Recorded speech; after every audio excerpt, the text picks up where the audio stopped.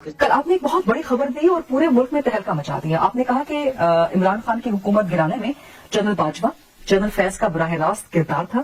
دونوں نے بلا کر کہا کہ بانی چیئرمین پاکستان تحریک انصاف کی حکومت گرا دی جائے. اس کے بعد دو وضاحتیں آئی ہیں. جنرل باجوہ کہتے ہیں کہ میں آن اوتھ انڈر اوتھ کہنے کو تیار ہوں کہ ایسا کچھ نہیں ہوا, اور مولانا بھی انڈر اوتھ یہ بات کریں, حلف لیں. یہ انہوں نے واضح نہیں کیا کہ قرآن پہ حلف لیں یا کس چیز پہ حلف لیں, لیکن بہرحال جنرل باجوہ آپ سے مطالبہ کر رہے ہیں کہ اگر یہ حقیقت ہے تو آپ انڈر اوتھ یہ بات کریں. آپ لوگ بھی عجیب بات کرتے ہیں. میں نے ایک بات کہی ہے جو حقائق پر مبنی ہے, جی, اور جو چیزیں ہمارے آنکھوں کے سامنے ہوتی رہی ہیں اس پر تو اوتھ کی باتیں کرنا جو ہے وہ غلط بات ہے. وہ کہاں اوتھ کے احترام ہے ان کے ہاں اندر کوئی اوتھ کا احترام ہے کیا؟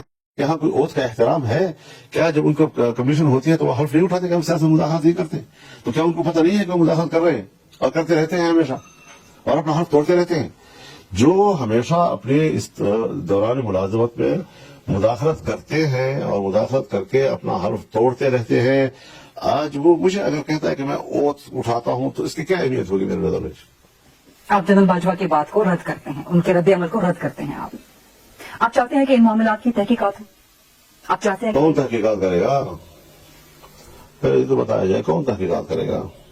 کوئی ٹروتھ اینڈ ریکنسیلیشن کمیشن, کوئی جوڈیشل کمیشن؟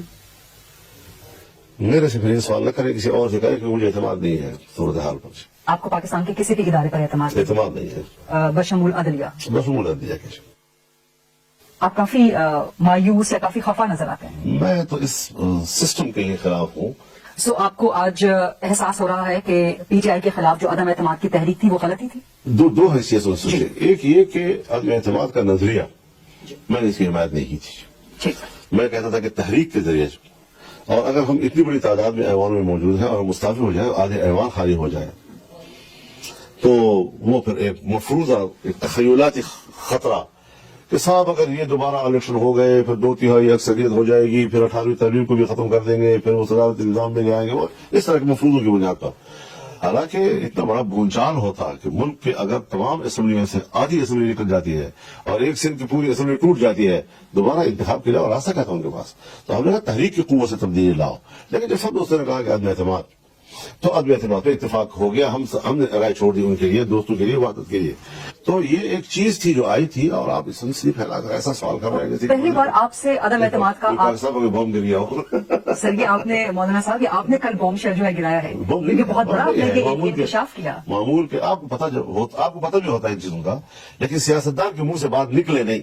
اگر نکل گئی تو جیسے پہلی مرتبہ کوئی انکشاف ہوا ہے, آپ کو خوب پتا ہوتا ہے ان ساری چیزوں کا. پہلی بار کب آپ سے ملاقات ہوئی جنرل باجوہ کی یا دیگر افسران کی عدم اعتماد کے معاملے پہ؟ مجھ سے اکیلے میں بہت ملاقاتیں ہوئی ہوگی. ٹھیک, عدم اعتماد کی بات بھی چھوڑ دیجیے. پہلی بار کب؟ عدم اعتماد میں کوئی موضوع نہیں ہے, میں نے آپ کو ساری بات بتا دی ہے, اتنا کافی ہے. غیر ضروری سوالات آپ نہ کریں. جو میں نے کہنا تھا وہ میں نے کہہ دیا ہے, اور آپ اس معاملے کو یہیں پہ کلوز کر ختم ہو گئی نا, گزر گئی خبر. اب سنسنی پہ پھیلا رہا ہے بلا وجہ, غیر ضروری کیونکہ آپ کے کل کے بیانات کو یہ کیا جو میں کہہ رہا ہوں, آپ لوگوں کو پتہ نہیں ہے. کل آپ کتابیں لکھیں گے, صحافی لوگ بعد میں کتابیں لکھتے ہیں نا جی, تو اس میں آپ لکھیں گے ہم یہ بھی پتا تھا, یہ بھی پتا تھا, یہ بھی پتا تھا. آپ لوگ خود تو روزانہ سنسنی پر پھیلاتے رہتے ہیں. ایک سینئر صحافی جو ہے اسٹیج پہ کھڑے ہو کر پتہ نہیں بھولی بسری کوئی کہانی لے آتا ہے, اور پھر جناب یہ کریڈٹ لیتا ہے, پہلی مرتبہ ایک انکشاف ہو گیا.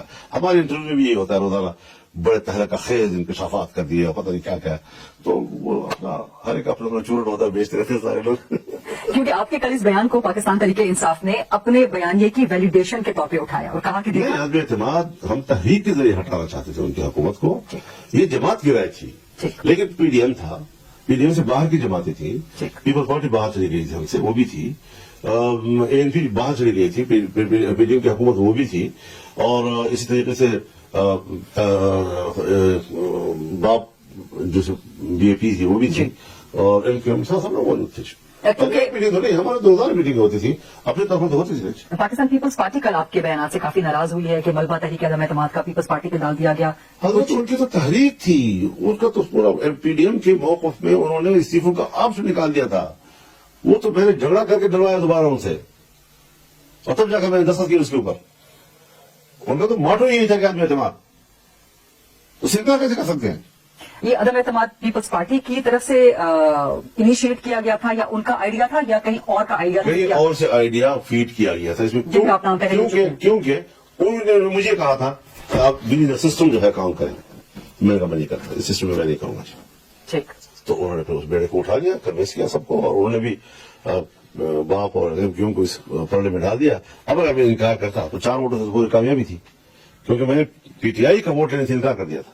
ٹھیک. کہ جس پارٹی کے پر میرا اعتراض ہے, اس کے انتخاب پہ میرا اعتراض ہے, اگر وہ 30-40 آ بھی گئے ہیں ہماری طرف, تب بھی ہم وزیر اعظم کے ووٹ نہیں لیں گے.